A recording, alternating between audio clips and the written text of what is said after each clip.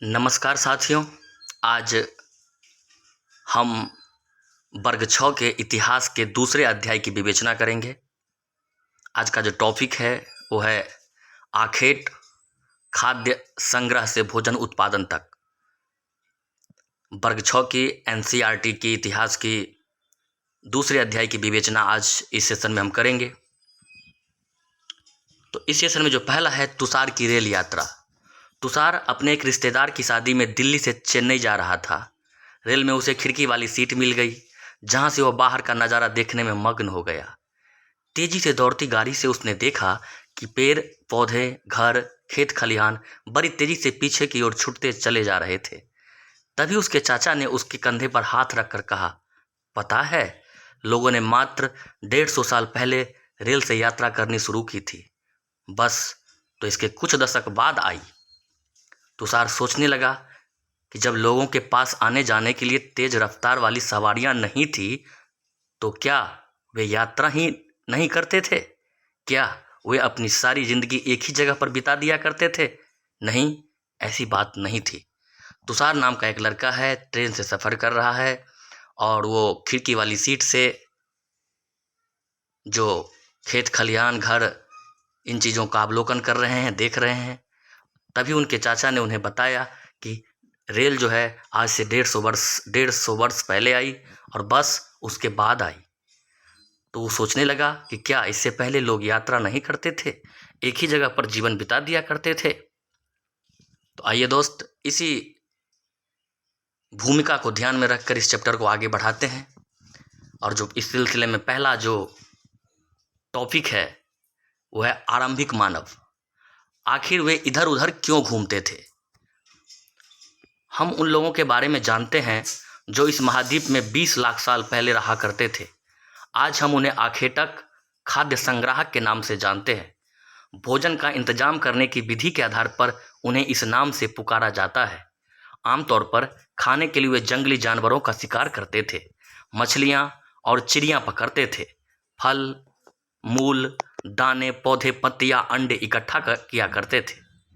आखेटक, खाद्य संग्राहक समुदाय के लोग एक जगह से दूसरे जगह पर घूमते रहते थे। ऐसा करने के कई कारण थे। पहला कारण यह कि अगर वे एक ही जगह पर ज़्यादा दिनों तक रहते तो आसपास के पौधे, फलों और जानवरों को खाकर समाप्त कर देते थे, इसलिए और भोजन की तलाश में इन्हें दूसरी जगह जाना पड़ता था। दूसरा कारण यह कि जानवर अपने शिकार के लिए या फिर हिरन और मवेशी अपना चारा ढूंढने के लिए एक जगह से दूसरी जगह जाया करते थे, इसलिए इन जानवरों का शिकार करने वाले लोग भी इनके पीछे पीछे जाया करते होंगे। तीसरा कारण यह कि पेड़ों और पौधों में फूल, फल अलग अलग मौसम में आते हैं, इसलिए लोग इसकी तलाश में उपयुक्त मौसम के अनुसार अन्य इलाकों में घूमते होंगे। और चौथा कारण यह कि पानी के बिना किसी भी प्राणी या पेड़ पौधे का जीवित रहना संभव नहीं होता और पानी झीलों, झरनों तथा नदियों में ही मिलता है। यद्यपि कई नदियों और झीलों का पानी कभी नहीं सूखता, कुछ झीलों और नदियों में पानी बारिश के बाद ही मिल पाता है, इसलिए ऐसी झीलों और नदियों के किनारे बसे लोग को सूखे मौसम में पानी की तलाश में इधर उधर जाना पड़ता होगा। तो साथियों, इसमें जो देखते हैं खाद्य संग्राहक। खाद्य संग्राहक वे लोग थे जो खाद्य का संग्रहण करते थे और खाद्य के संग्रहण के लिए उसे एक स्थान से दूसरे स्थान पर जाना पड़ता था। इसके कई कारण थे। पहला कारण कि अगर ज़्यादा दिनों तक एक ही स्थान पर रहेंगे तो वहाँ के कंदमूल और वहाँ के जानवरों का शिकार कर लेंगे और वहाँ पर उनको भोजन के लिए फिर वो कंदमूल और वो जानवर नहीं मिलेंगे। दूसरा कारण यह कि शिकार के लिए जब हम उन जानवरों की खोज करेंगे तो वो जानवर भी अपने चारा के लिए एक स्थान से दूसरे स्थान की तरफ जाएंगे और फिर इनके पीछे पीछे मानव भी दूसरे स्थान की तरफ जाते होंगे। तीसरा जो महत्वपूर्ण कारण था कि ये पेड़ पौधे, फल फूल अलग अलग मौसम में फलते फूलते हैं और अलग अलग मौसम में फलने फूलने के कारण मानव भी जो है ना अलग अलग मौसम में अलग अलग जगहों की यात्रा करते थे। और चौथा और महत्वपूर्ण कारण ये कि नदियों जहाँ पर वो लोग बसते थे, क्योंकि पानी एक महत्वपूर्ण स्रोत है जिसके बिना जीवन संभव नहीं है, तो जहाँ पर नदियाँ रहती होगी, उस नदियों में कुछ नदियाँ ऐसी भी रही होगी जो गर्मियों में या बरसात नहीं हो तो सूख जाते होंगे, और फिर इन पानी की तलाश में मनुष्य दूसरे स्थान की तरफ गमन करते होंगे। तो ये कई कारण रहे होंगे जिस वजह से मनुष्य एक स्थान से दूसरे स्थान आदिकाल में भी गमन करते थे। अब आरंभिक मानव के बारे में जानकारी कैसे मिलती है? अगला जो टॉपिक है कि आरंभिक मानव के बारे में जानकारी कैसे मिलती है। तो पुरातत्वविदों को कुछ ऐसी वस्तुएं मिली है जिनका निर्माण और उपयोग आखिर तक खाद्य संग्राहक किया करते थे। यह संभव है कि लोगों ने अपने काम के लिए पत्थरों, लकड़ियों और हड्डियों के औजार बनाए हो। इनमें से पत्थरों के औजार आज भी बचे हैं। इनमें से कुछ औजार का उपयोग फल फूल काटने, हड्डियों और मांस काटने तथा पेड़ की छाल और जानवरों की खाल उतारने के लिए किया जाता था। कुछ के साथ हड्डियों या लकड़ियों के मुट्ठे लगाकर भाले और बाण जैसे हथियार बनाए जाते थे। कुछ औजारों से लकड़ियां काटी जाती थी। लकड़ियों का उपयोग ईंधन के साथ साथ झोपड़ियां और औजार बनाने के लिए भी किया जाता था। तो साथियों, आप देख सकते हैं जो प्रारंभिक मानव है उसके अवशेष मिले हैं। पुरातत्वविदों ने बहुत सारी चीज़ों को खोजा है, हड्डियों को, मछलियों के कांट को और पत्थरों के औजारों को, बहुत सारी चीज़ों को खोजकर इनके जीवन से संबंधित जानकारी को उपलब्ध किया है। आप यहाँ तस्वीर में देख भी सकते हैं कि यहाँ जो औजार का उपयोग किया गया है, बाएं भाग में अगर आप देखते हैं तो इंसान के खाने योग्य जड़ों को खोदने के लिए जो नुकीले हथियार का प्रयोग किया जाता था, पत्थर के बने होते थे, उसकी तस्वीर है। और इस दाएं ओर अगर आप देखेंगे तो इसमें जानवरों के खाल से बने वस्त्र को सिलने के लिए इनका उपयोग किया जाता था। जब आगे बढ़ते हैं तो रहने की जगह निर्धारित करना। साथियों, जब हम यहाँ नीचे दिए गए मैप को देखते हैं तो उसमें लाल त्रिकोण वाले स्थान को दिखाया गया है। वे पूरा स्थल है जहाँ पर आखिर तक खाद्य संग्राहकों के होने के प्रमाण मिले हैं। इसके अलावा भी और कई स्थानों पर आखिर तक खाद्य संग्राहक रहते थे। मानचित्र में सिर्फ कुछ गिने चुने स्थान ही चिन्हित किए गए हैं। कई पुरा स्थल नदियों और झीलों के किनारे पाए गए हैं। तो साथियों, जब आप इस मानचित्र का अवलोकन करेंगे तो इसमें पुरा स्थल को आप देखेंगे, जिसमें लाल त्रिकोण से जो स्थान दिखाए गए हैं, लाल त्रिकोण से दिखाए गए स्थान जो है ना, वो पूरा स्थल है जिस पर आरंभिक मानव रहते थे। इसमें से एक है भीमबेटका, दूसरी जो है महत्वपूर्ण है करनूल की गुफाएं हैं, हंसगी हैं। ये सब जगह आदि मानव के रहने के संकेत मिले हैं। तो जब आप इस मैप को देखेंगे तो इसमें संकेत के रूप में आप इनका उपयोग करेंगे। जहां लाल त्रिकोण नजर आएंगे वहां पूरा पाषाणिक पुरा स्थल होगा।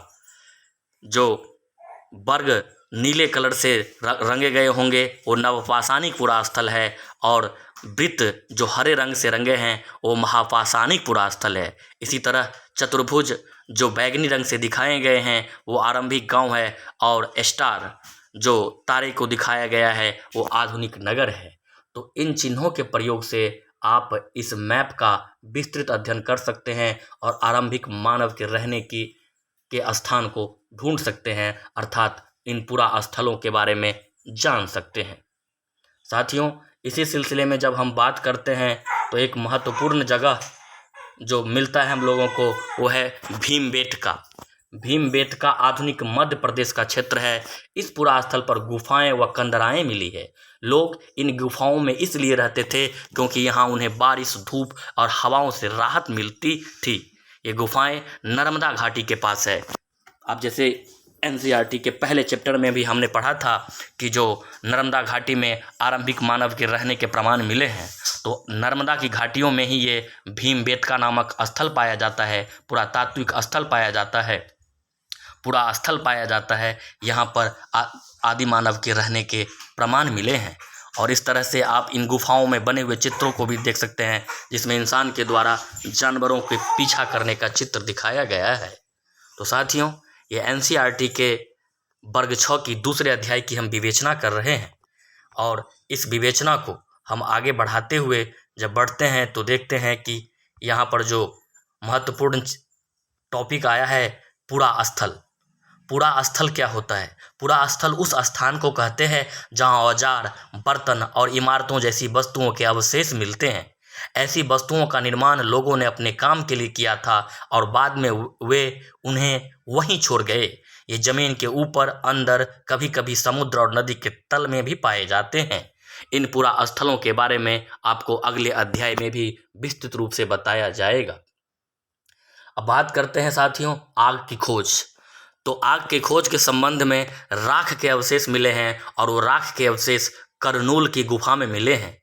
इसका मतलब यह है कि आरंभिक मानव लोग आग जलाना सीख गए थे। आग का इस्तेमाल कई कार्यों के लिए किया गया होगा, जैसे कि प्रकाश के लिए, मांस भूनने के लिए और खतरनाक जानवरों को दूर भगाने के लिए। तो साथियों, ये करनूल का जो स्थल है, कुरनूल का जो स्थल है, गुफा है, इसे आप मानचित्र में देख भी सकते हैं। ये मानचित्र में कुरनूल की गुफाएं आपको नजर आएंगी। इसको हम हाईलाइट करने की कोशिश करते हैं। मानचित्र में कुरनूल की गुफाएं आप जब देखते हैं तो ब्रह्मगिरी पर्वत के आसपास कृष्णा और ब्रह्मगिरी पर्वत, कृष्णा नदी और ब्रह्मगिरी पर्वत के बीच का हिस्सा यहाँ लाल त्रिकोण से दिखाए गए हैं। कुरनूल की गुफाएं जहाँ से राख के प्रयोग मिले हैं, अर्थात आग का उपयोग करने का प्रमाण मिला है। तो इस तरह से साथियों ये एनसीईआरटी की दूसरे अध्याय की विवेचना हम कर रहे हैं और इसी सिलसिले में आगे जब बढ़ते हैं तो देखते हैं पुरा स्थल की भी हमने चर्चा की। पुरा स्थल वैसे स्थान जहाँ पर प्रारंभिक मानव के औजार, बर्तन और इमारतों जैसी वस्तुओं के अवशेष मिलते हैं, ये स्थल पुरा स्थल कहलाते हैं। आग की खोज की भी हमने चर्चा की कि कुरनूल की गुफाओं में आग के राख मिले हैं, जिससे यहाँ आग के उपयोग की जानकारी मिलती है। आज भी हम आग का उपयोग करते हैं। क्यों करते हैं, हम सभी इस बात को जानते हैं। अब आगे बढ़ते हुए आज के इस सेशन की बहुत ही महत्वपूर्ण जो टॉपिक है उसकी चर्चा करते हैं, नाम और तिथियां। हम जिस काल के बारे में पढ़ रहे हैं, पुरातत्वविदों ने उनके बड़े बड़े नाम रखे हैं। आरंभिक काल को वे पुरा पाषाण काल कहते हैं। यह दो शब्दों पुरा यानी प्राचीन और पाषाण यानी पत्थर से बना है। यह नाम पुरा स्थलों से प्राप्त पत्थरों के औजारों के महत्व को बताता है। पुरा पाषाण काल 20 लाख साल पहले से 12,000 साल पहले के दौरान माना जाता है। इस पुरा पाषाण काल को भी 3 भागों में विभाजित किया गया है: आरंभिक पुरा पाषाण काल, मध्य पुरा पाषाण काल एवं उत्तर पुरा पाषाण काल। मानव इतिहास की लगभग 99% कहानी इसी काल के दौरान घटित हुई है। जिस काल में हमें पर्यावरणीय बदलाव मिलते हैं उसे मेसोलिथिक यानी मध्य पाषाण युग कहते हैं। इसका लगभग 12,000 साल पहले से लेकर 10,000 साल पहले तक माना गया है। इस काल के प्रमाण औजार आमतौर पर बहुत छोटे होते थे। इन्हें माइक्रोलिथ या लघु पाषाण काल कहा जाता है। प्रायः इन औजारों में हड्डियों या लकड़ियों के मुट्ठे लगे हंसिया और आरी जैसे औजार मिलते थे। साथ साथ पूरा पाषाण युग वाले औजार भी इस दौरान बनाए जाते रहे। अगले युग की शुरुआत लगभग 10,000 वर्ष पहले से होती है। इसे नवपाषाण युग कहा जाता है। नवपाषाण का क्या मतलब होता होगा, हमने कुछ स्थानों के नाम अगले अध्याय में देखेंगे। अक्सर हम पुराने स्थानों के लिए उन नामों का प्रयोग करते हैं जो आज प्रचलित है, क्योंकि हमें ज्ञात नहीं है उस काल में इनके नाम क्या रहे होंगे। तो साथियों, जो भी स्थल हो, पुरा स्थल की बात की जाए तो पुरा स्थलों का प्राचीन नाम तो हमें पता नहीं था, इसलिए इन स्थलों के नामकरण और तिथियों के संबंध में तिथियों का भी हम कोई विस्तृत हमारे पास जानकारी नहीं है। इसे अनुमान के आधार पर ही लिखा गया है। और जहाँ तक नामकरण का सवाल है तो नामकरण भी पुरातत्वविदों ने उसे पुरा पाषाण काल, मध्य पाषाण काल और नव पाषाण काल में बांटा है। पुरा पाषाण काल अर्थात पैलियोलिथिक एज अर्थात ओल्ड स्टोन एज यानी प्राचीन पत्थरों का काल। उसके बाद मेसोलिथिक एज, नव पाषाण काल, मेसोलिथिक एज अर्थात मध्य पाषाण काल, मध्य पाषाण काल अर्थात मेसोलिथिक एज या मिडिल स्टोन एज भी आप उसको कह सकते हैं। और तीसरा और अंतिम नवपाषाण काल। नवपाषाण काल इसको आप न्योलिथिक एज या न्यू स्टोन एज भी कह सकते हैं। और इनका काल निर्धारण जो अनंत काल से लगभग 20 लाख वर्ष पहले से 12,000 वर्ष पहले तक के काल को पुरा पाषाण काल, फिर 12,000 वर्ष पहले से 10,000 वर्ष पहले तक के काल को मध्य पाषाण काल और 10,000 वर्ष पहले से लेकर के सिंधु घाटी, क्योंकि सिंधु घाटी सभ्यता में जो था वो कांस्य युगीन सभ्यता था, उसमें तांबा का प्रयोग होने लगा था और तांबा के साथ टीन को मिलाकर कांसा का निर्माण किया जाता था, इसलिए सिंधु घाटी सभ्यता को कांस्य युगीन सभ्यता भी कहा गया है। तो सिंधु घाटी सभ्यता से पहले यानी 10,000 साल पहले से लेकर सिंधु घाटी सभ्यता तक के काल को मोटे तौर पर नवपाषाण काल कहा जाता है। तो साथियों, आज हमने इस सेशन में महत्वपूर्ण जो पुरापाषाण काल, मध्य पाषाण काल, नवपाषाण काल और प्रारंभिक मानव से संबंधित चीज़ों पर चर्चा किया है। फिर हम अगले सेशन में इस अध्याय को आगे बढ़ाएंगे। अभी इसको इसलिए नहीं बढ़ा रहे हैं कि वीडियो लंबा हो जाएगा। छोटे छोटे वीडियो के माध्यम से ही आपके बीच तथ्यों को रखने का प्रयास कर रहे हैं। आप लोग ऐसे ही अपना समर्थन देते रहिए और वीडियो को लाइक, शेयर और चैनल को सब्सक्राइब भी कर लीजिए, ताकि हम कोई भी जो इससे आगे की वीडियो बनाएं तो इसका सूचना आपके पास पहुंचे और आप इसे देखकर लाभान्वित हो। धन्यवाद। नमस्कार।